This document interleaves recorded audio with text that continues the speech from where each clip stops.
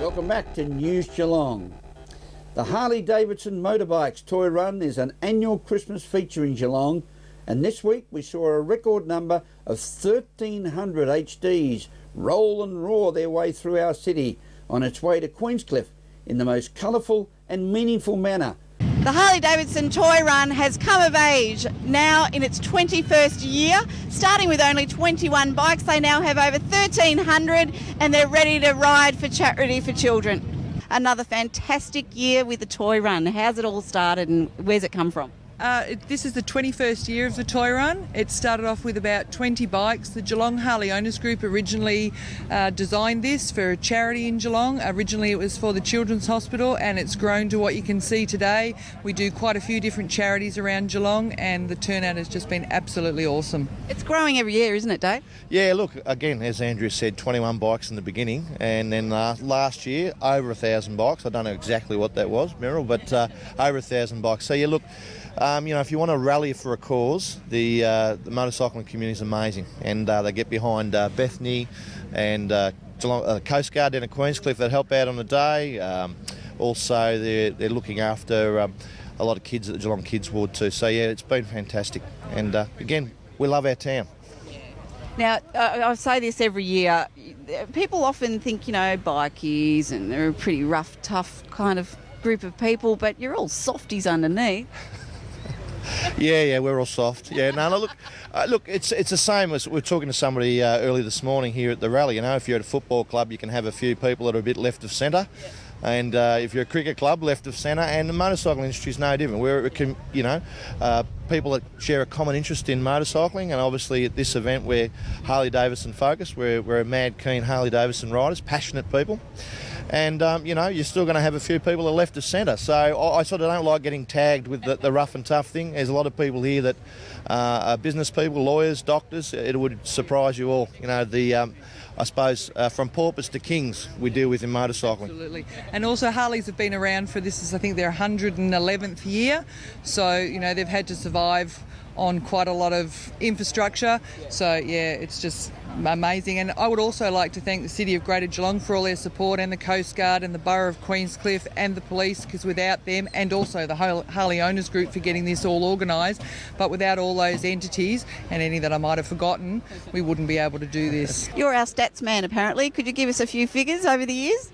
Well, yeah, I started 21 years ago with 21 bikes, I think it was. Now the last few years we got up to about 1,200. We've got at least 1,300 here so far. Never really counted properly, but we're doing a postcode count because we have no idea where the bikes are coming from. So this year we should have a good idea where they're coming from. And they aren't just from Geelong, are they? Oh, definitely not. No, we've got people from Bendigo, lot from Melbourne, most from Melbourne, I would say. Terrific. So. All right. So how have you seen it evolve over the years? Look, it's mainly the location. The Stretchy Boulevard's a fantastic location. The other locations just weren't big enough. Right. So, hopefully this will be a permanent home for it. Maybe it'll need something bigger in the future as well? No, look, I think a bit more planning. This is the first year, so, you work out what works, what doesn't work, but, yeah, we'll get there. I think you seriously like dressing up as an elf, though. Oh, you got to stand out. People, a bit of authority. What can I say? Safe ride. While I get hot. Thank you very much. Thank you, Meryl. Good to have you back so fit and well, beginning to enjoy the festive season as well. The Sands Hotel was developed down on part of the picturesque Torquay beachfront, along with the Sands Golf Course. And in recent times there's been a discussion of change to an aged care facility. Ian Nichols discussed the Surf Coast Shire decision with Mayor Rose Hodge for News Geelong. This is the Sands Hotel in Torquay, home of that great golfer layout and, of course, the residential complex. But recently, it's been in the news for all the wrong reasons. They want to set up an aged care facility here, and the residents are not happy. And as a result of that, they've been to council to discuss their grievances. And this week, the Surf Coast Shire has abandoned any plans for an amendment to the planning issue. It means back to the drawing board as we take the question to Rose Hodge, the Mayor of the Surf Coast Shire.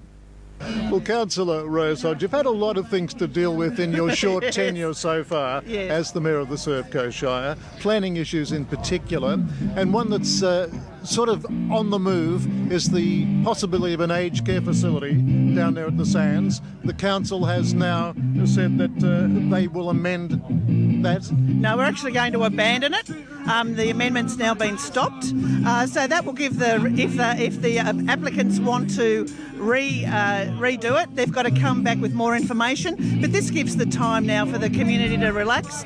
They've been through a long submission period, but we thought it was appropriate to abandon it at this stage. Yes, well, there were many objections to setting up an aged care facility in such an upmarket location. That's right. There was over 200 submissions, and we had 20 people come and give us oral submissions. It was a long process, but I think a successful one, and I'm glad we did it at the end. Well, I'm glad we haven't set up this band close to an aged care facility. It would probably do their health no good, but this is part of the Relay for Life. We make no secret of the fact that we've been able to get hold of you on a very important subject. So what do you think the Hanbury organisation, what are their options now? Oh, their options is to go back and re-look at their application and see if they want to go down that pathway again, or if they want to look at selling the hotel as a hotel.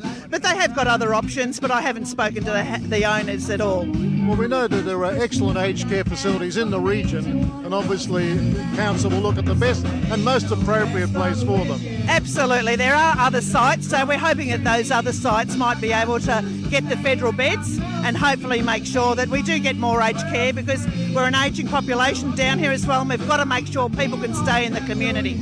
At the site of the Sands Hotel in Torquay, this is Ian Nichols for News Geelong. Thank you, Nico. This is News Geelong as we go to a break and return with more news after this.